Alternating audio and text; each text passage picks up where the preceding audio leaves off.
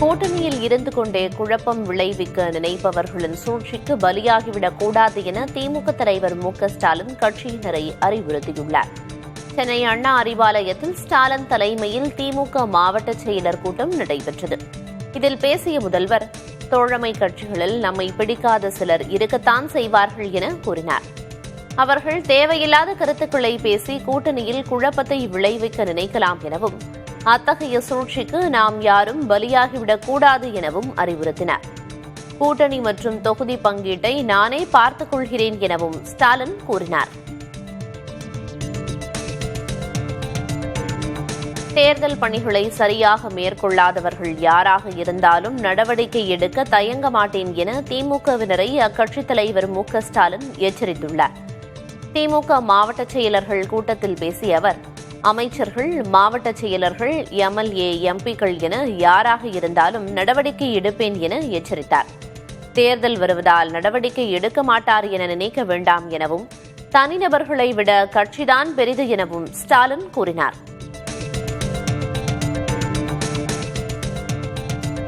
திருச்சியில் பிரம்மாண்ட மாநில மாநாடு நடத்துவது உட்பட திமுக மாவட்ட செயலர்கள் கூட்டத்தில் 4 தீர்மானங்கள் நிறைவேற்றப்பட்டுள்ளது. வரும் 1ஆம் தேதி முதல் மார்ச் 8ஆம் தேதி வரை மகளிர் மூலம் வீடு வீடாக சென்று பரப்புரை மேற்கொள்ள தீர்மானிக்கப்பட்டுள்ளது. அதேபோல் வரும் 1ஆம் தேதி முதல் தமிழ்நாடு தலைகுனியாது என்ற பெயரில் ஒவ்வொரு சட்டமன்ற தொகுதியிலும் 4 இடங்களில் பரப்புரை மேற்கொள்ள தீர்மானிக்கப்பட்டுள்ளது. பிப்ரவரி 11ஆம் தேதி முதல் வாக்குச்சாவடி குழுவினருக்கான பயிற்சி மாநாடுகளை 4 மண்டலங்களில் நடத்த தீர்மானம் நிறைவேற்றப்பட்டுள்ளது. மார்ச் 8ஆம் தேதி திருச்சியில் ஸ்டாலின் தொடரட்டும், தமிழ்நாடு வெல்லட்டும் என்ற பெயரில் 10 லட்சம் பேர் பங்கேற்கும் மாநில மாநாட்டை நடத்தவும் தீர்மானம் நிறைவேற்றப்பட்டுள்ளது. சென்னை வேளச்சேரியில் மளிகை பொருள் டெலிவரி செய்தவர் மீது நடு ரோட்டில் இருவர் அறிவாளால் கொலைவெறி தாக்குதல் நடத்திய சம்பவத்திற்கு அதிமுக பொதுச் செயலர் எடப்பாடி கே. பழனிசாமி கண்டனம் தெரிவித்துள்ளார். இன்னும் எத்தனை முறை இதுபோன்ற கொடூரமான காட்சிகளை தமிழக மக்கள் காண வேண்டும் என்று அவர் கேள்வி எழுப்பினார். சட்டம் ஒழுங்கை திமுக அரசு சீர்குலைத்து விட்டதாக குற்றம் சாட்டியுள்ள எடப்பாடி பழனிசாமி, மளிகை பொருள் டெலிவரி செய்த பார்த்திபனை தாக்கியவர்கள் மீது கடும் சட்ட நடவடிக்கை எடுக்க வேண்டும் என்றும் வலியுறுத்தியுள்ளார். அரசு அதிகாரிகள் பணியிட மாற்றம் மற்றும் நியமனங்களில் 365 கோடியே 87 லட்சம் ரூபாய் லஞ்சம் பெறப்பட்டுள்ளதாக தமிழக பாஜக முன்னாள் தலைவர் அண்ணாமலை எக்ஸ் பக்கத்தில் பதிவிட்டுள்ளார். அரசு பணி வழங்க லஞ்சம், ஒப்பந்தங்கள் வழங்க லஞ்சம் மற்றும் பணியிட மாற்ற லஞ்சம் ஆகியவை நகராட்சி நிர்வாகம் மற்றும் குடிநீர் வழங்கல் துறை அமைச்சர் திரு கே.என். நேருவின் சாதனைகள் என அண்ணாமலை குறிப்பிட்டுள்ளார். இது தொடர்பாக அமலாக்கத்துறை சேகரித்த வாட்ஸ்அப் உரையாடல்கள் மற்றும் டிஜிட்டல் ஆதாரங்கள் அடங்கிய 3வது அறிக்கையை தமிழக டிஜிபியிடம் வழங்கியுள்ளதாக அவர் கூறினார். அரசு அதிகாரிகள் 7 லட்சம் ரூபாய் முதல் 1 கோடி வரை லஞ்சம் கொடுக்க கட்டாயப்படுத்தப்பட்டதாக அண்ணாமலை கூறினார். ஆதாரங்கள் இருந்தும் காவல்துறை நடவடிக்கை எடுக்காததும், முதல்வர் அமைதி காப்பதும் ஏன் என அண்ணாமலை கேள்வி எழுப்பியுள்ளார். தமிழ்நாடு சத்துணவு ஊழியர் சங்கத்தினர் சென்னை மாவட்ட ஆட்சியர் அலுவலகம் அருகே போராட்டத்தில் ஈடுபட்ட நிலையில் கைது செய்யப்பட்டனர். காலமுறை ஊதியம் வழங்க வேண்டும், பணிக்கொடை 5 லட்சம் ரூபாயாக உயர்த்தப்பட வேண்டும், ஓய்வூதியம் உயர்த்தி வழங்கப்பட வேண்டும் ஆகிய 3 பிரதான கோரிக்கைகளை அரசு நிறைவேற்றும் வரை போராட்டம் தொடரும் என்று அச்சங்கத்தின் மாநில தலைவர் செல்லத்துரை கூறியுள்ளார்.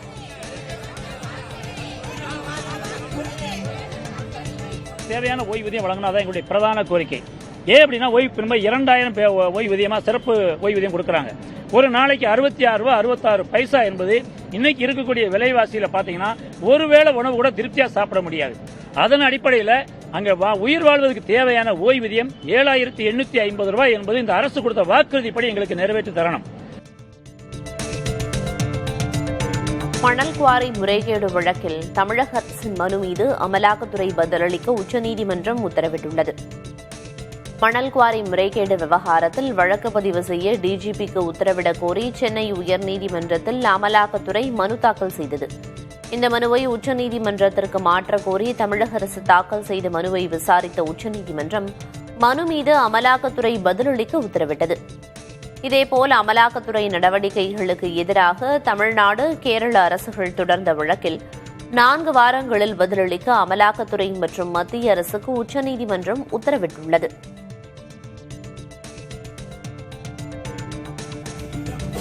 அமமுக மாவட்ட செயலர்களுடன் அக்கட்சியின் பொதுச் செயலர் டிடிவி தினகரன் இன்று ஆலோசனை நடத்தவுள்ளார்.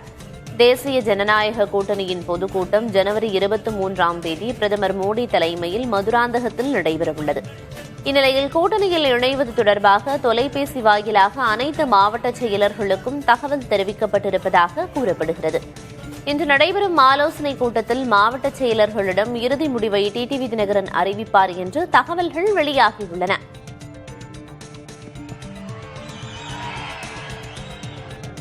அதிமுக பாஜக கூட்டணியில் அமமுக இடம்பெறுமா என்ற கேள்விக்கு தமிழக பாஜக தலைவர் நயினார் நாகேந்திரன் பதிலளித்துள்ளார். டெல்லியில் செய்தியாளர்களிடம் பேசிய அவர், தங்கள் கூட்டணிக்கு இன்னும் சில கட்சிகள் வரவுள்ளதாகவும் தேசிய ஜனநாயக கூட்டணி பெரும்பான்மையுடன் ஆட்சியமைக்கும் என்றும் நம்பிக்கை தெரிவித்தார்.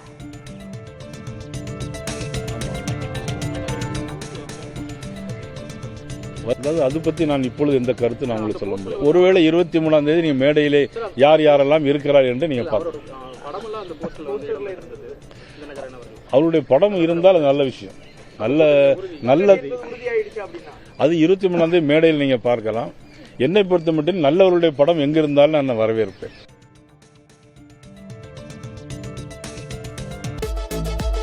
சட்டமன்றத்தில் முதலில் தேசிய கீதம் இசைக்கப்படவில்லை என கூறி ஆளுநர் RN ரவி வெளிநடப்பு செய்தார். இந்த ஆண்டின் முதல் சட்டமன்ற கூட்டத்தொடர் தமிழ்தாய் வாழ்த்துடன் நேற்று தொடங்கியது. இதில் பங்கேற்ற ஆளுநர் RN ரவி முதலில் தேசிய கீதம் பாட வேண்டும் என வலியுறுத்தினார். ஆனால் சட்டமன்ற மரபின்படி முதலில் தமிழ்தாய் வாழ்த்துதான் பாடப்படும் என ஆளுநருக்கு சபாநாயகர் அப்பாவு பதிலளித்தார்.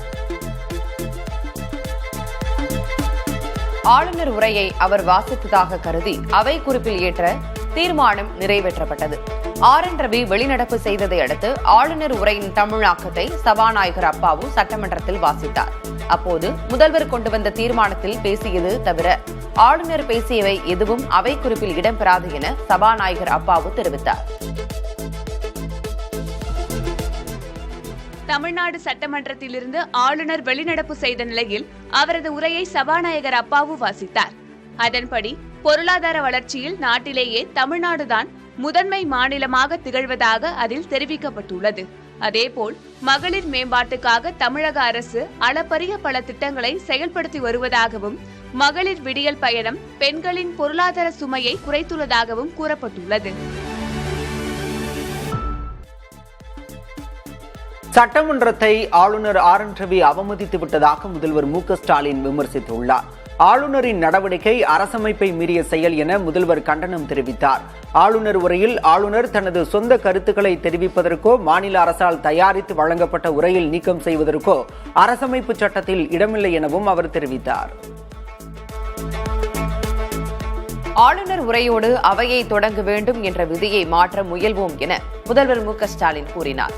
இதுகுறித்து சட்டமன்றத்தில் உரையாற்றிய அவர், இந்தியா முழுவதும் உள்ள ஒத்த கருத்துக்களை கொண்ட அரசியல் கட்சிகள் துணையோடு நாடாளுமன்றத்தில் சட்ட திருத்தம் கொண்டு வருவதற்கான முயற்சிகளை திமுக முன்னெடுக்கும் என கூறினார்.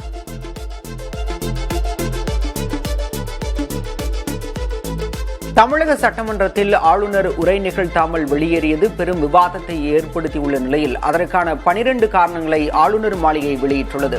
ஆளுநரின் மைக் தொடர்ந்து ஆஃப் செய்யப்பட்டதாகவும் அவரை பேச அனுமதிக்கவில்லை என்றும் தெரிவிக்கப்பட்டுள்ளது. அரசு தயாரித்த உரையில் இடம்பெற்றுள்ள தகவல்கள் உண்மைக்கு மாறாகவும் மக்களை திசை திருப்பும் வகையிலும் இருப்பதாக ஆளுநர் மாளிகை குற்றஞ்சாட்டியுள்ளது.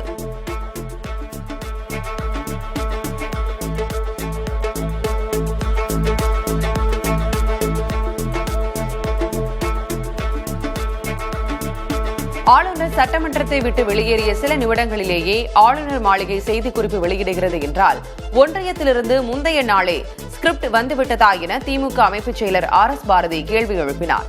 அவர் வெளியிட்டுள்ள அறிக்கையில், பிரதமர் மோடி பங்கேற்ற விழாவிலேயே தேசிய கீதம் மறுக்கப்பட்ட போது ஆளுநர் ரவியின் இதயம் ஏன் துடிக்கவில்லை என கேள்வி எழுப்பினார்.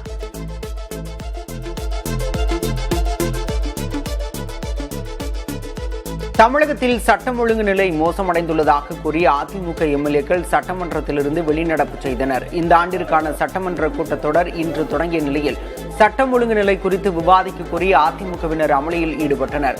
தொடர்ந்து அனுமதி மறுக்கப்பட்ட நிலையில் எதிர்க்கட்சித் தலைவர் எடப்பாடி கே பழனிசாமி தலைமையில் அதிமுக எம்எல்ஏக்கள் வெளிநடப்பு செய்தனர்.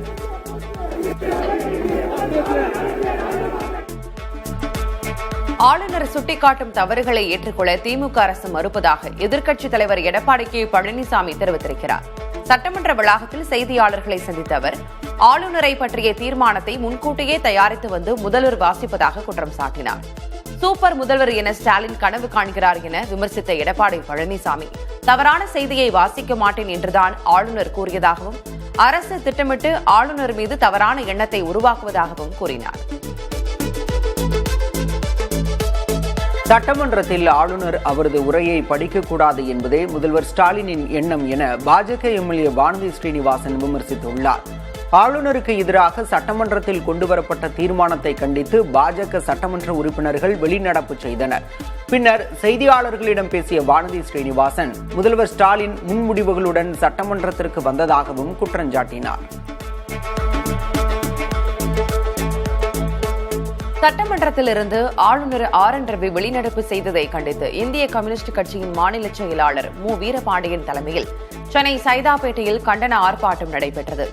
ஆளுநர் உரையில் மத்திய அரசின் தவறுகள் சுட்டிக்காட்டப்பட்டிருந்தது எனவும் அதனாலேயே அவர் அதை ஆளுநருக்கு படிக்க மனம் இல்லை என்றும் வீரபாண்டியன் கூறினார். குடியரசு தினத்தை முன்னிட்டு ஆளுநர் மாளிகையில் நடைபெறும் நிகழ்வை புறக்கணிப்பதாக இந்திய கம்யூனிஸ்ட் கட்சி அறிவித்துள்ளது. இது தொடர்பாக அக்கட்சியின் மாநில செயலர் மு. வீரபாண்டியன் வெளியிட்டுள்ள அறிக்கையில் ஆளுநர் RN ரவியின் நடவடிக்கைகளும் செயல்பாடுகளும் கூட்டாட்சி கோட்பாடுகளுக்கு எதிராகவும் அரசமைப்பு அதிகாரத்தை அத்துமீறுவதாகவும் அமைந்துள்ளதாக தெரிவித்துள்ளார். வரும் 24ஆம் தேதி வரை சட்டமன்ற கூட்டத்தொடர் நடைபெறும் என சபாநாயகர் அப்பாவு தெரிவித்திருக்கிறார். சென்னையில் உள்ள தலைமைச் செயலகத்தில் செய்தியாளர்களை சந்தித்த அவர் நாளை மறைந்த சட்டமன்ற உறுப்பினர்களுக்கு இரங்கல் தீர்மானம் வாசிக்கப்படும் என்றும் 22, 23 ஆகிய தேதிகளில் ஆளுநர் உரை மீதான விவாதம் நடைபெறும் எனவும் தெரிவித்தார். முன்னாள் முதல்வர் ஓ. பன்னீர்செல்வத்தின் ஆதரவாளர்களான வைத்திலிங்கம் மற்றும் வெல்லமண்டி நடராஜன் ஆகியோர் திமுகவில் இணையவிருப்பதாக தகவல் வெளியாகியுள்ளது. அதிமுகவில் ஒரத்தநாடு சட்டமன்ற உறுப்பினராக 4 முறை தேர்வு செய்யப்பட்டவர் வைத்திலிங்கம். முன்னாள் முதல்வர் ஜெயலலிதாவின் அமைச்சரவையிலும் இடம்பெற்றிருந்த வைத்திலிங்கம் ஓ. பன்னீர்செல்வத்துடன் கட்சியில் இருந்து நீக்கப்பட்டார். இந்நிலையில் அவர் தன்னை திமுகவில் இணைத்துக் கொள்ளவிருப்பதாக தகவல் வெளியாகியுள்ளது.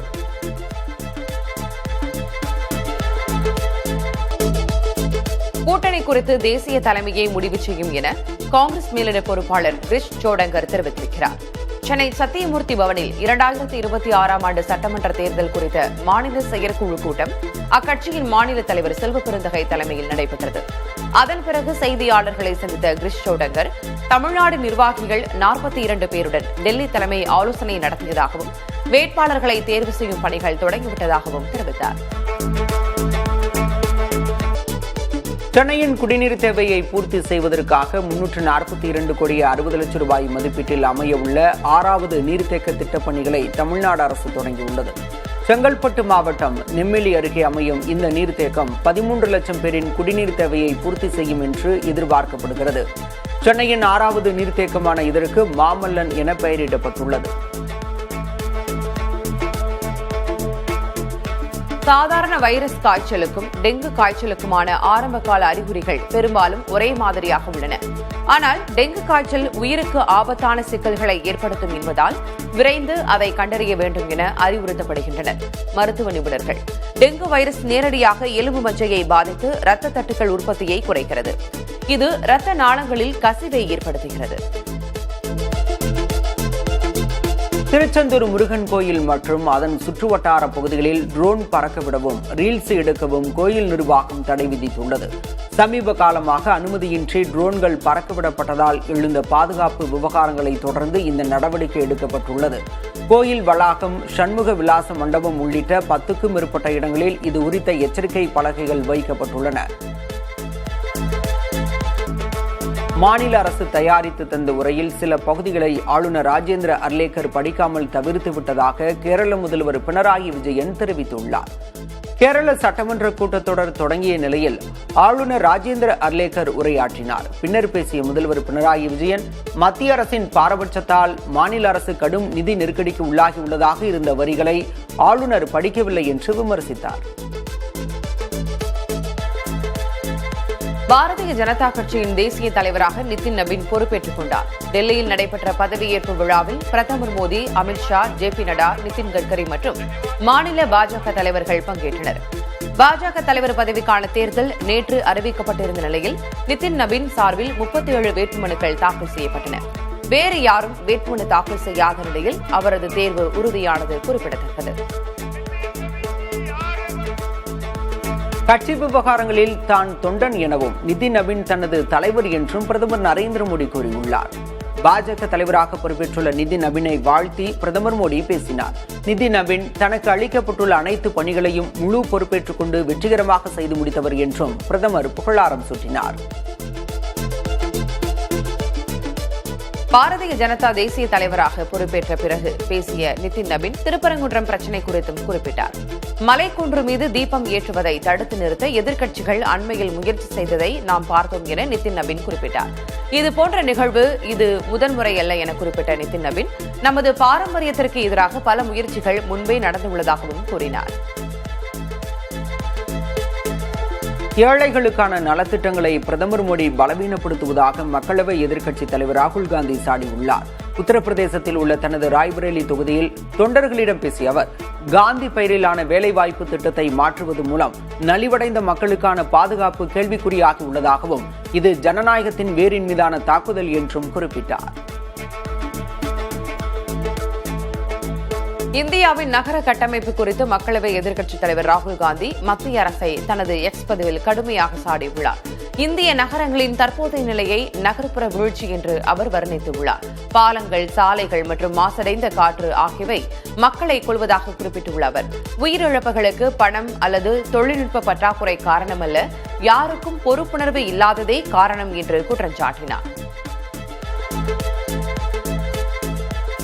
ஊழல் செய்து கிடைத்த பணத்தை பாஜகவினர் தங்கம் வெள்ளியில் முதலீடு செய்து வருவதாகவும் இதுவே அவற்றின் விலை உயர காரணம் என்றும் சமாஜ்வாதி கட்சித் தலைவர் அகிலேஷ் யாதவ் தெரிவித்துள்ளார்.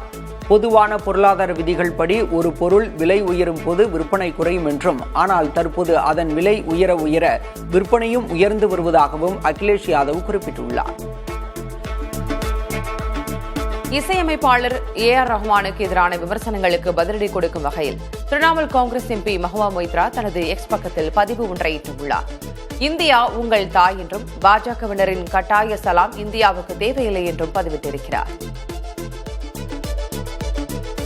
கர்நாடகாவில் டிஜிபி ராமச்சந்திர ராவ் பணியிடை நீக்கம் செய்யப்பட்டுள்ளார். தனது அலுவலகத்தில் பெண் ஒருவருடன் முறையற்ற வகையில் ராமச்சந்திர ராவ் இருக்கும் காட்சிகள் சமூக ஊடகங்களில் வேகமாக பரவின. இதையடுத்து ராமச்சந்திர ராவ் மீது மாநில அரசின் பணியாளர் நிர்வாகத்துறை ஒழுங்கு நடவடிக்கை எடுத்துள்ளது. இதுகுறித்து அவரிடம் விசாரணை நடத்தப்படும் என்றும் தெரிவிக்கப்பட்டுள்ளது.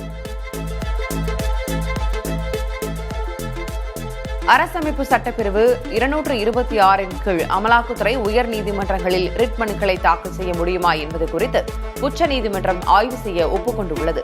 முன்னதாக கேரள தங்க கடத்தல் வழக்கில் அமலாக்கத்துறை அதிகாரிகளுக்கு எதிராக கேரள அரசு ஒரு நீதி விசாரணைக்கு உத்தரவிட்டது. இதை எதிர்த்து அமலாக்கத்துறை தாக்கல் செய்த மனுவை கேரள உயர்நீதிமன்றம் ஏற்றுக்கொண்டது. இந்திய பங்குச்சந்தை கடந்த 3 மாதங்களில் இல்லாத அளவிற்கு சரிந்துள்ளது. சென்செக்ஸ் 1065 புள்ளிகள் சரிந்து 82,180ஆகவும், நிப்டி 353 புள்ளிகள் சரிந்து 25,232ஆகவும் குறைந்துள்ளது. சென்செக்ஸ் 1.28 விழுக்காடும், நிப்டி 1.38 விழுக்காடும் சரிந்துள்ளது. கடந்த 2 நாட்களில் மட்டும் இந்திய பங்குச்சந்தையில் முதலீட்டாளர்களுக்கு 13 லட்சம் கோடி ரூபாய் இழப்பு ஏற்பட்டுள்ளது.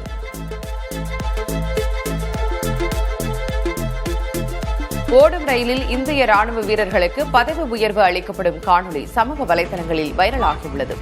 வழக்கமாக ராணுவ முகாம்களிலோ போர்க்களத்திலோ நடைபெறும் பதவி உயர்வு நிகழ்வுகள் வீரர்கள் பயணம் செய்து கொண்டிருந்த ராணுவ ரயிலிலேயே மேற்கொள்ளப்பட்டது பரவலான கவனத்தை ஈர்த்திருக்கிறது. அமெரிக்க அதிபர் டொனால்டு டிரம்ப் பகிர்ந்துள்ள புதிய AI வரைபடங்கள் உலக நாடுகளிடையே பெரும் பரபரப்பை ஏற்படுத்தியுள்ளன. அவர் வெளியிட்டுள்ள வரைபடத்தில் அண்டை நாடான கனடா, ஆர்டிக் தீவான கிரீன்லாந்து ஆகியவை அமெரிக்காவின் ஒரு பகுதியாக சித்தரிக்கப்பட்டுள்ளன. கனடா, கிரீன்லாந்து மட்டுமல்லாது வெனிசுலாவும் அமெரிக்காவின் மாகாணமாக காட்டப்பட்டுள்ளது. அமெரிக்கா மற்றும் உலகத்தின் பாதுகாப்பு கருதி கிரீன்லாந்தை விரைவாக தாங்கள் வசப்படுத்த வேண்டியுள்ளதாக அதிபர் ட்ரம்ப் தெரிவித்திருக்கிறார். நாட்டோ அமைப்பின் செயலாளர் மார்க் ரூட்டுடன் தொலைபேசியில் பேசிய ட்ரம்ப் கிரீன்லாந்தை வசப்படுத்தும் திட்டத்திலிருந்து ஒருபோதும் பின்வாங்கப் போவதில்லை என்றும் குறிப்பிட்டார்.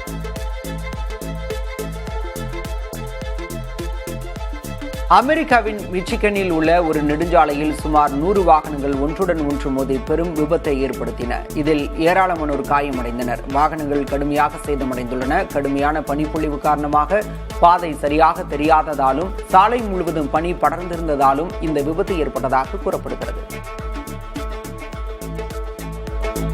ரஷ்யாவின் தூர கிழக்கு பகுதியான கம்சட்கா தீபகற்பத்தில் கடந்த 60 ஆண்டுகளில் இல்லாத அளவுக்கு வரலாறு காணாத பனிப்பொழிவு பதிவாகியிருக்கிறது. சில பகுதிகளில் 2 மீட்டருக்கும் அதிகமான உயரத்துக்கு பனி குவிந்திருப்பதால் குடியிருப்புகளின் வாசல்கள் மற்றும் கார்கள் முற்றிலுமாக பனியால் மூடப்பட்டுள்ளன. கம்சட்காவின் தலைநகரில் போக்குவரத்து சிக்னல்கள் வரை பனி உயர்ந்திருப்பதால் பொதுமக்கள் கடும் சிரமத்திற்கு ஆளாகியுள்ளனர். பொருளாதார நெருக்கடியும் கடும் குளிரும் ஆப்கானிஸ்தானை வாட்டி வரும் நிலையில் அண்டை நாடுகளால் வெளியேற்றப்பட்ட 25 லட்சத்துக்கும் அதிகமான ஆப்கானியர்களின் நிலை பெரும் சோகத்தை ஏற்படுத்தியுள்ளது. ஈரான் மற்றும் பாகிஸ்தானிலிருந்து கட்டாயமாக திருப்பி அனுப்பப்பட்ட பல குடும்பங்கள் காபூல் நகரின் ஒதுக்குப்புறத்தில் உள்ள கூடாரங்களில் ரொட்டியையும் தேநீரையும் மட்டுமே உணவாக கொண்டு உயிர் பிழைத்து வருகின்றனர். போருக்கு பிந்தைய காசாவை நிர்வகிக்க உருவாக்கப்பட்டுள்ள புதிய நிபுணர் குழுவிடம் அதிகாரங்களை முழுமையாக ஒப்படைக்க தயார் என ஹமாஸ் அறிவித்துள்ளது. பொதுமக்களுக்கான அத்தியாவசிய சேவைகள் தடையின்றி கிடைப்பதை உறுதி செய்ய இந்த அதிகார மாற்றம் சுமூகமாக நடைபெறும் என ஹமாஸ் தெரிவித்திருக்கிறது. அதேவேளை காசா மீதான தாக்குதல் இன்னும் ஓயவில்லை. கான் யூனிஸ் மற்றும் ராஃபா ஆகிய பகுதிகளில் இஸ்ரேல் நடத்திய தாக்குதல்களில் மேலும் 3 கொல்லப்பட்டனர். உலகின் முன்னாள் நம்பர் 1 பேட்மிண்டன் வீராங்கனை சாய்னா நேவால் சர்வதேச பேட்மிண்டன் போட்டிகளில் இருந்து ஓய்வு பெறுவதாக அறிவித்துள்ளார். 2023ஆம் ஆண்டு நடைபெற்ற சிங்கப்பூர் ஓபன் தொடருக்கு பிறகு உடல்நலக்குறைவால் போட்டிகளில் பங்கேற்காமல் இருந்த சாய்னா தற்போது அதிகாரப்பூர்வமாக ஓய்வு முடிவை அறிவித்துள்ளார்.